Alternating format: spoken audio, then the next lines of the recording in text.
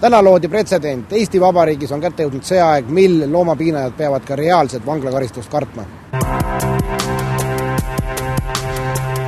Anija valla Kaunissaare küla Mädasoo talu peremehe Friedel Vilbiksi ja talusulase Aleksander Prantsevi loomapiinamise juhtum jõudis kohtusse.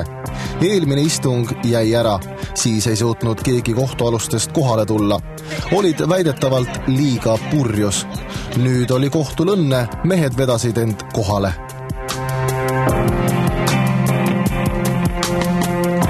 Aga millega siis mehed Mädasoo talus hakkama said? Värskendame mälu. Mädasoo talu peremees Friedel Vilbiks ei olnud rahul oma koer Pämbiga. Koera süü seisnes selles, et ta sõi liiga palju ja tõi lõpuks järglased ilmale. Mädasool tähendas see tavaliselt koera emmedele maise teekonna lõppu. Lõpuks käskiski Vilbiks talusulasel Aleksander Prantsevil 2-aastane Pämbi ära tappa. Peremees on joob ennast juua täis ja hakkab siis kõigile ütlema, et koertele süüa anda ei tohi, et suured koerad tuleb ära evitada, kui kutsikad tulevad ja siis räägib selle sulasega ja sulane hakkab siis sinu otsaga kohe pihta. See on jah mitmendaid aastad siin juba olnud. Ma garanteerin, et mina olen siin olnud 8 aastat, siin iga aasta siin niisugune jama. Peremehe käsk on seaduseks ja Aleksander Prantsev tõttas seda taltsalt täitma. Ta otsustas Pämbil kirvega pea maha raiuda. Paraku oli Pämbil õnne ja kobakäpast sulane ei suutnud tekitada surmavaid vigastusi. Selle koha ja kausid käin ka siia, et võtan kätte, et sisikonna kodu välja, et saab pooltele kassidele üle. Selge. Kus sa kirve vaid? Kirves on minu. See samma näeb ilusti tõmmasin kaelapidi siit sinna. Ja siis lihtsalt need kaela taha ja see löör, eks ju, ja nagu kirvega panin, siis lõi lööri katki ja palju. Nüüd urjad, kui läks halvasti? Läks jah. Vigastatud koer lidus surmahirmus metsa. Kahjuks tuli aga kaelast haavatud koerake meeltesegaduses järgmisel hommikul koju tagasi.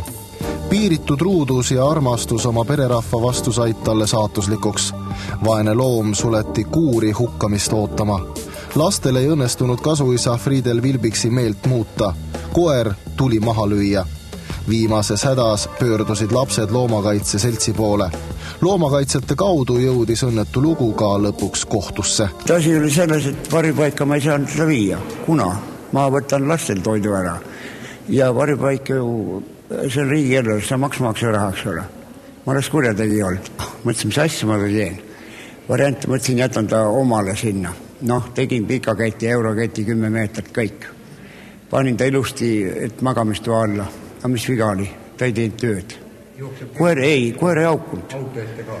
Ma olin Riigipäästeameti keskla juhatajana. Mul ka üks koer ei teinud tööd, eks ole. Ma hukkasin ta.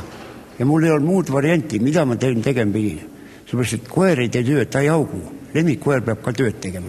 On õigus, mängis rebasega, eks ole, Nüüd pool aastat hiljem, kas on niisugune tunne ka, et äkki sai midagi valesti tehtud? Ei, valesti sai ainult see, et koer tõmbas tagasi, rohkem mitte midagi maha oleks löönud, kohe niikuinii õhtina. Nööri ette. Aga nüüd järgmine hukkamine tuleb siis lihtsam ja nii koerale kui sulle? Lihtsam jah, nii koerale kui mulle. Ennegi loomi tapnud üheruna. Ja jäädki selle töö juurde? Kui vaja, siis alati.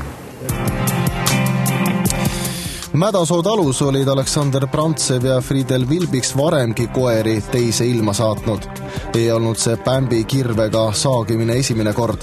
Õnnetud koerad närusele elule järgnes Mädasool alati piinarikas surm ja sadistid tegid, mis tahtsid. Loole lisab võikust veel see, et kuulu järgi olevat vähemalt viimasena tapetud koer Roki looduskroonide supipotti jõudnud. Ka Pämbi pidi grillituna pererahva seedetrakti rändama. Ema rääkis, et saist tahtis tas grillliha üldse teha. Ära grillida, et umbes. Tas lõkke, jah. Vastab see tõele või? Muidugi, pakkus oma pruudile ka. Mis imelik, koerealased söövad ka, kurat söövad inimesed rottisi näitas telekast, mis imelik on. 49-aastasele Aleksander Prantsevile ja 57-aastasele Friedel Vilbiksile mõisteti 4 kuud vangistust, millest nad peavad reaalselt ära kandma 1 kuu. 3 kuud jääb kandmisele tingimisi 18-kuulise katseajaga. Meestelt võeti ka 4 aastaks ära loomapidamise õigus. Kui mehed panevad selle 18-kuulise katseaja jooksul toime kuriteo, siis peavad nad kõik 4 kuud vangistust kinni istuma. Lisaks mõisteti meestelt välja sundraha mõlemalt 6525 krooni ja menetluskulud mõlemalt 1587 krooni. Hetkel on meestel õigus otsus ka edasi kaevata. Härra Vilbiks, tundub, et tegite ikkagi ajalugu, et siis esimene loomapiinaja, kes vangi pannakse, et kas kaebate edasi ka või? Muidugi, issand jumal. Kuidas teil tundub, kas tehti teile liiga praegu? On liiga karm? On ju vale süüdistused kõik ju võetakse. Nad saavad ise omale kätte. Kes nemad? No kes kirjutasid selle lollus sinna kokku. Aga loodate siis nagu, et pärast pealekaebamist see tühistatakse, jah? Muidugi, issand jumal lõitku. Nälgad. 6 aega vanglat, et kas see tundub äkki liiga karm või? Ei tundu. Parasjagu. Reporter hoiab teid asjade käiguga kursis.